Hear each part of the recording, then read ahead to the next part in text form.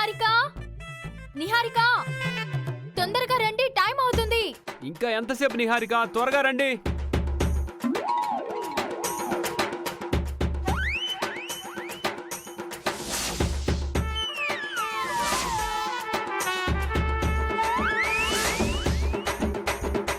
పదకొండు చన్నీళ్ళ బిందెల స్నానం, కొంగలా ఒంటికాలు తపస్సు. ఎలా తట్టుకుంటావో? నువ్వేమో సమ్మర్లో కూడా గీజర్ ఆన్ చేసుకునే రకానివి. ఏం జరుగుతుందో ఏమో, పద. హ్మ్. ఏంటక్కడ మీటింగు? రండి త్వరగా. పద.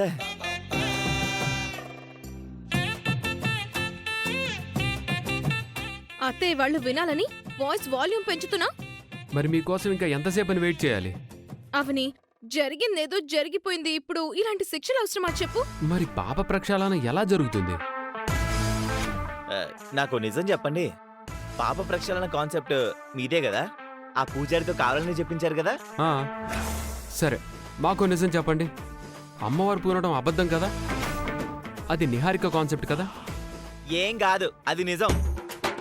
అయితే పాప ప్రక్షాళన కూడా నిజం. టైం వేస్ట్ వద్దు, మొదలు పెట్టు. ప్లీజ్ అవని, వదిలేయ్. అయితే ఒక పని చెయ్. ఏంటది? అత్తయ్య వాళ్ళ దగ్గరికి వెళ్ళి వెళ్ళి అమ్మవారు పూనడం అబద్ధం అని ఒప్పుకో. అదెలా ఒప్పుకుంటావ్? మరి ఈ పనిష్మెంట్ ఎలా తప్పించగలం? అలా ఒప్పుకుంటే అమ్మా నాన్నలు నిహారికను ఇప్పుడే బయటికి గెంటేస్తారు కదా. అయితే ఇది మొదలు పెట్టండి. అవని, 11 బిందెలు మస్టా? బిందెల్లో 1-2 డిస్కౌంట్ ఉండదా? ఆ, అలాంటిది ఏం కుదరదు.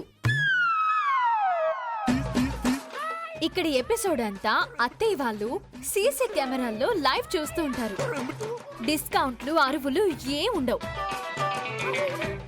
బాగా పకడ్బందీగా ప్లాన్ చేసావని.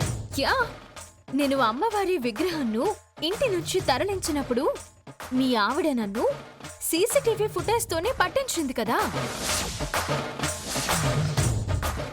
సరే సరే, ఇంకా మాటలు ఆపండి. ఫస్ట్ పని మొదలు పెట్టండి. బంగారం, వీళ్ళు మన పాలిట విలన్లా తయారయ్యారు. వదిలేలా లేరు. ఇక తప్పదు, ప్రొసీడ్. నువ్వు కూర్చో, నేను పైనుంచి నీళ్లు పోస్తాను. కూర్చో.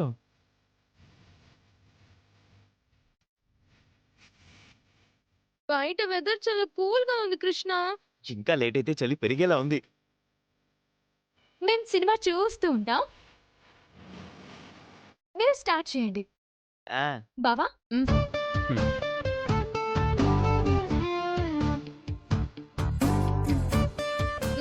కానియండి.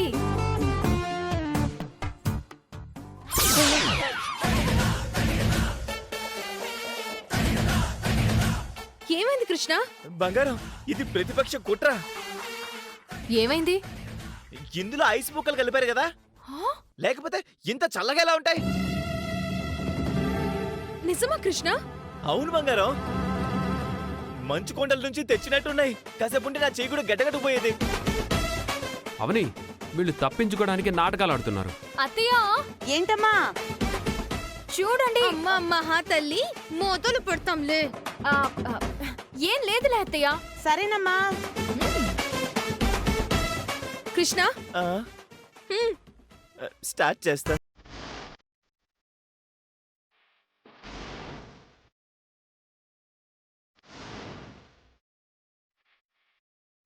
రెడీయా?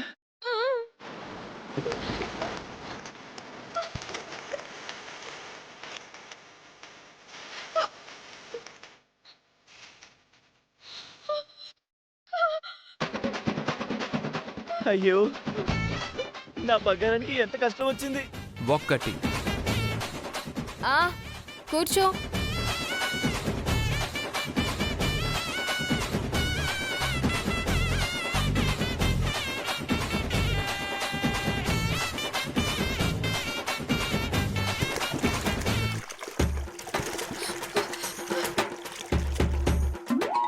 రెండు. అమ్మవారితో ఆటలాడితే ఇలాగే ఉంటుంది మరి.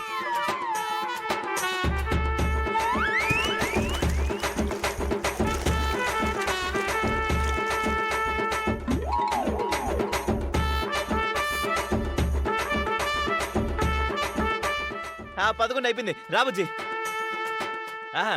11 బిందులు అయిపోయి. పూజారి గారు 11 బిందులు చెప్పారు కాబట్టి సరిపోయింది. 108 చెప్పుంటే 108 వెహికల్ కి ఫోన్ చేయాల్సి వచ్చిండేది. మొదటి ఘట్టం అయిపోయింది. ఇంకా రెండో ఘట్టంలోకి ఎంటర్ అవ్వండి. ఒంటి కాలు మీద తపస్సుతో పాటు లలితా సహస్రనామం జపించాలి. మా ఆవిడికి పంగనామాలు తెలుసు గాని లలిత సహస్రనామాలు తెలియవు.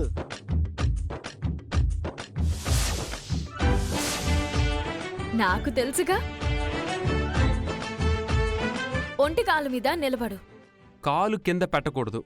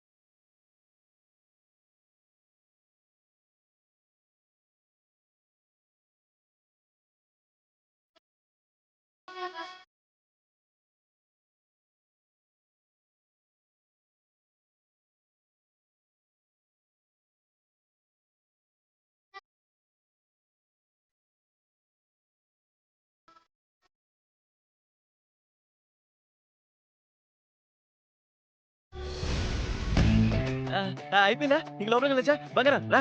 కుదరదు బావగారు. మీ ఆవిడ ఉదయం వరకు ఇలాగే జాగారం చేయాలి. మేం బయలుదేరతాము. మీరు ఏమన్నా డిస్కంటిన్యూ చేశారో మాకు సీసీటీవీ ఫుటేజ్లో తెలుస్తుంది. రేపు మళ్ళీ కంటిన్యూ చేయాల్సి వస్తుంది. బావా పద, నాకు నిద్ర వస్తుంది. అవని నిద్రపోతే అలా? మనం చాలా ఎంజాయ్ చేయాల్సిన టైం ఇది. ఛీ, పో బావా. అవని అవని ఆగు.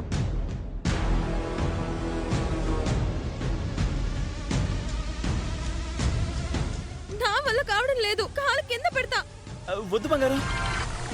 కావాలంటే బాహుబలి కట్టప్ప నెత్తి మీద పెట్టినట్టు నా తల మీద పెట్టు గాని నేల మీద మాత్రం పట్టకు.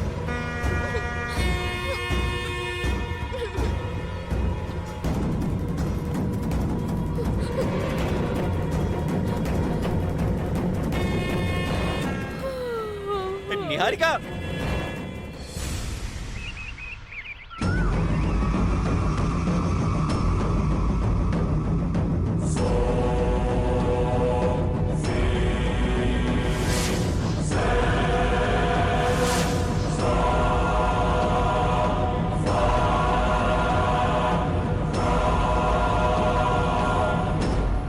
ఇంకా 2 రోజులే ఉందవని నువ్వు లగేజ్లు సర్దుకొని సిద్ధంగా ఉండడం మంచిది. నువ్వు కూడా నీ లగేజ్ సర్దుకుని రెడీగా ఉంచుకో నిహారిక.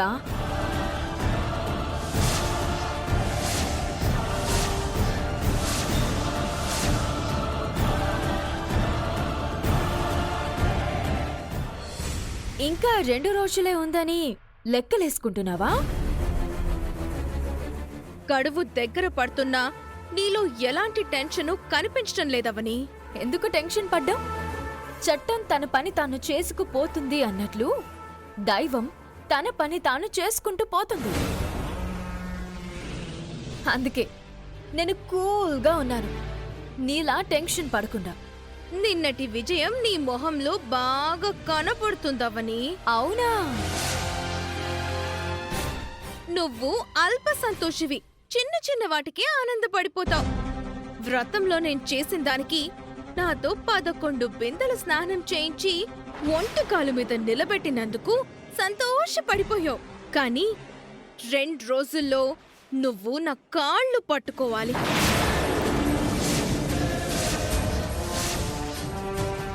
నన్ను శిక్షించడం కాదు, నువ్వు కూడా శిక్షకి సిద్ధంగా ఉండు. నేను తప్పు చేయనప్పుడు నాకు ఎలాంటి భయం ఉండదు. నేను దేనికైనా సిద్ధమే కానీ నీ కాళ్ళు పట్టుకునేంత వరకు నేను తెచ్చుకోను. చూస్తూ ఉండు. 8 రోజుల్లో చేయలేని దానివి మిగిలిన 2 రోజుల్లో ఏం చేస్తావ్? ఏదైనా సాధించడానికి 2 రోజులంటే చాలా ఎక్కువ సమయం నిహారిక. 48 గంటల్లో అద్భుతాలు సృష్టించేయొచ్చు తెలుసా? అవని,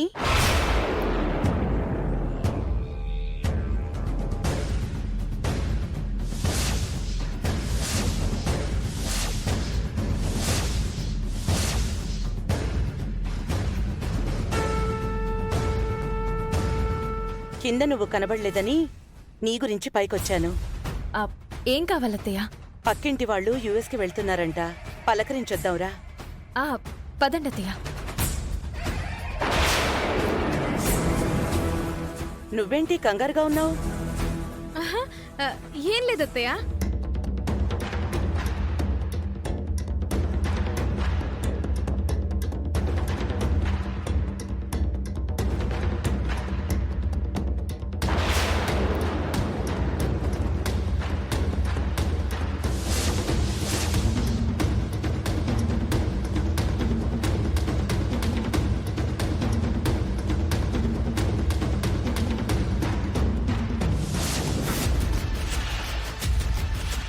తప్పుకో. ఎందుకత్తయ్య? చెప్పేది నీకే, తప్పుకో. అత్తయ్య, అది తప్పుకో.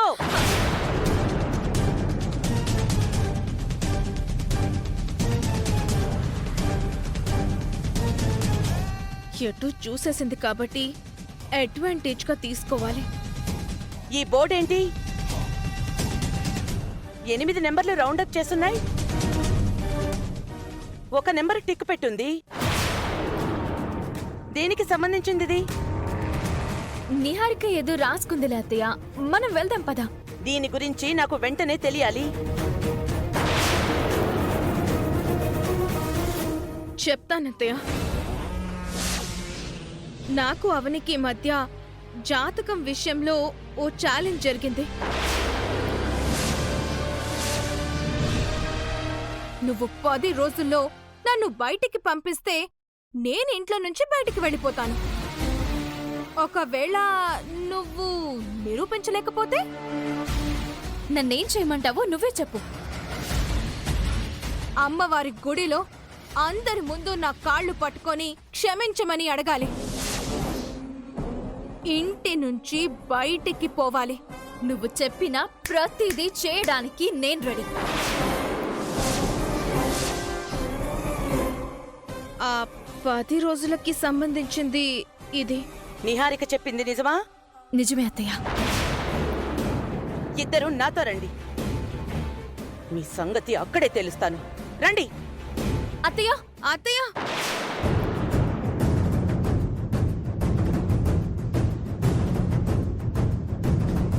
రండి. అత్తయ్య, అత్తయ్య.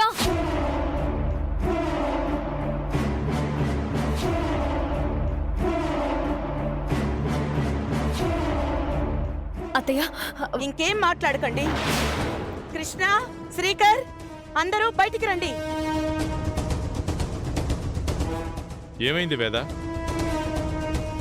మన ఇంట్లో మనకి తెలియకుండా మన కోడళ్ల మధ్య ఏం జరుగుతుందో తెలుసా అండి? నేనేం చేశానత్తయ్య? నాకేం తెలీదు. లావణ్య, నీ గురించి అయి ఉండదులే. ఇదిగో వీళ్ళిద్దరి గురించి అయి ఉంటుంది. అవునా అమ్మా? అవును. ఏం జరిగిందమ్మా? ఇద్దరి మధ్య ఏం జరుగుతుందో తెలుసా? ఇద్దరు మన ఇంట్లో అడుగుపెట్టిన దగ్గర నుంచి ఇద్దరి మధ్య వారు నడుస్తోంది. అదందరికి తెలిసిందే కదా. రేయ్, నువ్వు ఆగరా. వేద, నువ్వు చెప్పు. ఇద్దరి మధ్య పెద్ద శబదం నడుస్తోంది.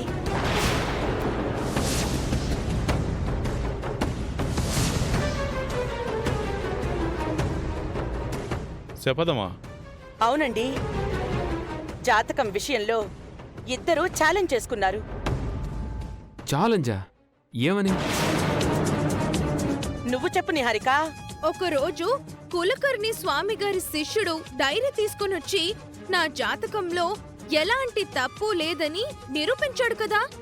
ఆ రోజు ఇద్దరి మధ్య ఏం జరిగిందంటే, నువ్వు 10 రోజుల్లో నన్ను బయటికి పంపిస్తే నేను ఇంట్లో నుంచి బయటికి వెళ్ళిపోతాను. ఒకవేళ నువ్వు నిరూపించలేకపోతే నన్నేం చేయమంటావో నువ్వే చెప్పు. అమ్మవారి గుడిలో అందరి ముందు నా కాళ్ళు పట్టుకొని క్షమించమని అడగాలి. ఇంటి నుంచి బయటికి పోవాలి. నువ్వు చెప్పిన ప్రతిదీ చేయడానికి నేను రెడీ.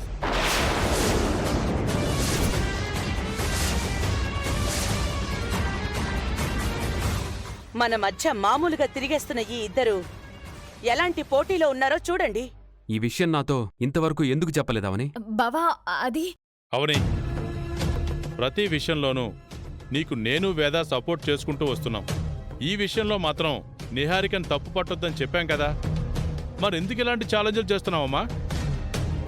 ఇప్పటి వరకు జాతకం విషయంలో నువ్వు ఎలాంటి ఆధారము చూపించలేకపోయావు. అయినా సరే నిహారిక మీద నిందలు వేస్తూనే ఉన్నావు. కులకర్ణి గురువుగారి శిష్యుడు చూపించిన డైరీలోనే అన్ని అనుమానాలకి సమాధానం దొరికినట్టు అయ్యిందమ్మా. ఇంకా నువ్వెందుకు అనుమానిస్తున్నావు? ప్రతిసారి అవని నన్ను జాతకం విషయంలో చాలా ఇబ్బంది పెడుతుంది. రేపటితో నిరూపించలేకపోతే నా కాళ్ళు పట్టుకొని క్షమించమని అడగాలి. ఎందుకొచ్చిన ఛాలెంజ్లమ్మా? కాళ్ళు పట్టుకోవడం లాంటి అవసరమా చెప్పండి? అవసరమేనన్నా. నా భార్యను అంత ఇబ్బంది పెట్టిన తర్వాత వదలకూడదు. అవని, నువ్వైనా అర్థం చేసుకోమ్మా. మాటంటే మాటే మావయ్య. ఎవరు ఎవరి కాళ్ళు పట్టుకుంటారో రేపు తెలిసిపోతుంది కదా. ఇద్దరి మధ్య ఇలాంటి ఛాలెంజ్లు మీకు కొత్తగాని మాకు పాతే అత్తయ్య. గతంలో ఇలాంటివి మేము చాలా చూసాం. అవునమ్మా, ఒకసారి అవని గెలిచేది, ఇంకోసారి నిహారిక గెలిచేది. ఇద్దరి ఎత్తుకు పై ఎత్తులు భలేగా ఉండేవి. వాళ్ళకి టెన్షన్ గా ఉండేది, మాకు ఎంటర్టైనింగ్ గా ఉండేది. సిగ్గులేదా మీకు? బుద్ధి లేదా మీకు? హ, వాళ్ళు పావు ముంగిసల్లా కొట్టుకుంటుంటే మీరు మమ్మల్ని అంటారేంటి? పేరుకి పెద్ద కొడుకు పెద్ద కోడలు. ఇలాంటి విషయాలు మీ దృష్టికి వచ్చినప్పుడు మాకు చెప్పాలి కదా. ఇది మరీ బావుందమ్మా. చివరికి మేం దోషులమయ్యామా? మీరేదైనా అనాలనుకుంటే వాళ్ళని అనండి, మమ్మల్ని మాత్రం కాదు. మేం తేరగా దొరికామనా మమ్మల్ని అంటున్నారు? గుర్తింపు గుర్తింపు అంటూ తెగ ఆరాటపడిపోతుంటావు కదమ్మా. ఇలాంటి బాధ్యతలు తీసుకున్నప్పుడు కూడా గుర్తింపు వస్తుందమ్మా. మాకెందుకులే, మేం బావుంటే చాలనుకుంటే ఎలా? ఇవ్వాల్సిన సమయంలో మీరు లావణ్యకు కొన్ని అధికారాలు ఇచ్చుంటే తను కూడా అలాగే రెస్పాన్సిబిలిటీ ఫీల్ అయ్యి ఉండేది నాన్న. మీరు తనను ఎప్పుడు గౌరవించారు గనక. అయినా ఇప్పుడు పెద్దన్నయ్య పెద్దదుల సంగతి ఎందుకు నాన్న? నిహారిక అవనీల సంగతి తేల్చండి. శబదాలు గిబదాలు అంటూ ఇంకొకసారి నా దృష్టికొచ్చిందో అప్పుడు చెప్తాను మీ సంగతి. అయితే ఇప్పుడేమంటారత్తయ్య? మా ఛాలెంజ్ ని వదిలేయమంటారా? వదిలేయండి. అది కుదరదు అత్తయ్య.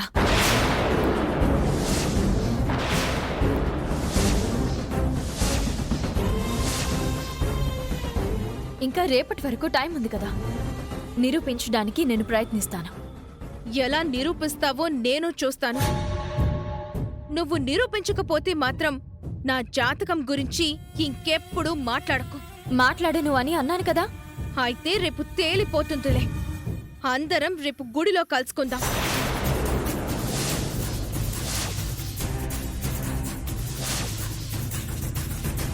మీరిద్దరూ మా మాట వినట్లేదు. రేపు ఇద్దరిలో ఎవరిది తప్పైనా నేను క్షమించను, అది గుర్తుంచుకోండి. మీ శబదం ప్రకారమే గుడికి వెళ్దాం. అక్కడ ఏం జరుగుతుందో చూద్దాం. ఇక అందరూ వెళ్ళండి.